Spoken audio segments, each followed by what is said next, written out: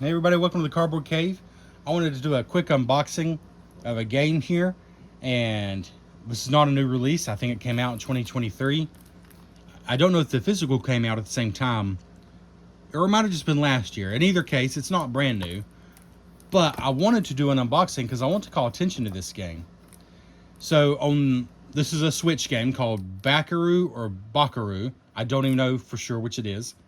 It was originally only released in Japan, but Goodfeel and Spike Chunsoft brought it out in English, translated it, because it has a significant amount of dialogue and it was totally in Japanese. So it was pretty cool because people were playing it even then and still enjoying it. But it's pretty cool they brought it out officially in English. All right, before I get into my spiel, the hook here is this is made by a lot of the same people, or at least some of the same people, like the main people of some of the Goemon games, specifically Mystical Ninja Goemon on the N64. I think maybe in America it was just called Mystical Ninja or Mystical Ninja Adventures of Goemon. I can't remember the full title, but the blue-haired kid owned the cartridge, and it was called Mystical Ninja, and I think it said Goemon in there somewhere. Regardless, a really great N64 game, a really cool series that just didn't get enough love here in the States, or really probably anywhere outside of Japan, because it's a huge series in Japan with so many different games. But anyways, you could sort of think of this as a spiritual successor, but it is its own brand new game. He uses like drumsticks as weapons. It's not a rhythm game, so don't let that throw you off. It is very much an action platformer or a beat 'em up platformer, however you want to word it. Lots of action, quite a bit of platforming. You visit every province in Japan. I think it's 50 altogether. But if you watch the trailer, it's like if you imagine Japan, except all the fairy tales are true. That's kind of the idea. So it's very comical. It's very fairy tale-ish, but it is also paying tribute to basically all the different areas of Japan. So it's kind of a love letter to Japan if you're interested in that as well. Let's see. The back says, a tornado of evil, festival power. Disaster strikes Japan. Bakeru's adventure begins in this Japan-esque wild action game. Fight across Japan with your taiko drum. That's what I was trying to think of. I actually have the Switch game, the Taiko Drum Master. That's what he's carrying there. And the power of Hinge to thwart Oracle Sataro. I'm probably saying every one of these words is wrong. And his festival troops, evil plan. Here comes a Japan-esque wild 3D action game. One player, ages 10 and up for fantasy violence. It's just action. I've not seen anything that's more than like cartoon violence, basically. So, how have I played this game enough to tell you need to check it out? Because there's an amazing free demo on the Switch. By the way, I think this is a Switch exclusive. If I'm not mistaken, I'm pretty certain it is. No, you know what? I don't think it is. I think it is on the other systems as well. So yeah, I think whatever system you got, you can play Bakeru. I'm pretty positive. But regardless, there's a great demo on Switch that has like 4 levels. It's a very generous demo. Give you some of the early easy levels and then some of the kind of like slightly later level maybe. Very generous demo, and it's enough for you to decide for yourself. So check that out at the very least. But I think you should check this game out because there's just not many games out there like this. If you like the old style of action platformers, I think you should check this game out.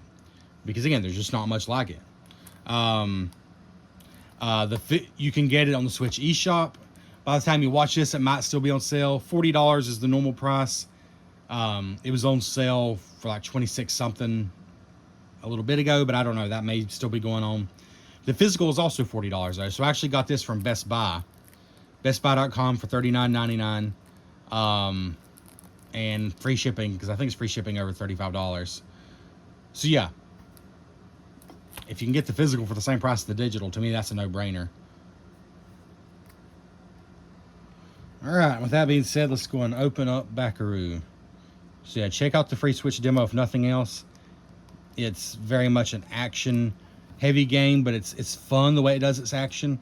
It's a little different than other action games, but in a very fun,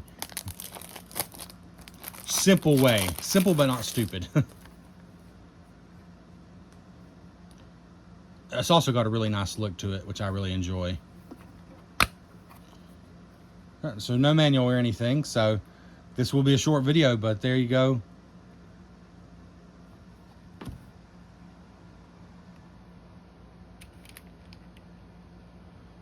Bakeru. Really zany art style here.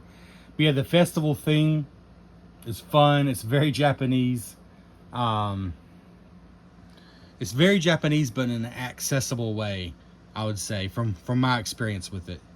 Like, you don't have to know a lot about Japan to appreciate what's going on. But I think it does. As crazy as it looks and as zany as it is, I think it really does add to the game that it kind of takes its setting of Japan so seriously. There's even little facts, which are totally optional.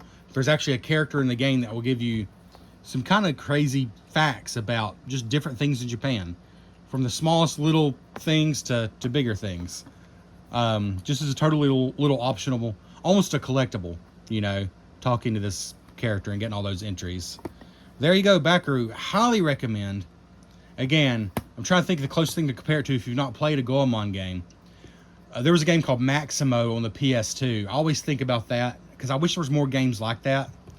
It was a Ghosts and Goblins adjacent game, but it was a 3D action platformer. I mean, I think about games like that. Or I guess games like Crash Bandicoot if there was a lot more fighting involved. If you had a more in-depth fighting system. Not complicated, but slightly more in-depth. You know, anyway, it's an action platform. You know what I'm talking about.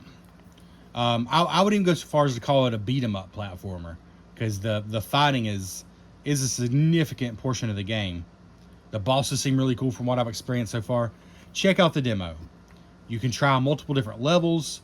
There's multiple different playstyles in the game. The demo even shows you at least one of those. Yeah, it's a cool game. The demo... Oh, that's what I was going to say. The last thing I'll say here. So, the eShop is a mess. Everybody knows that.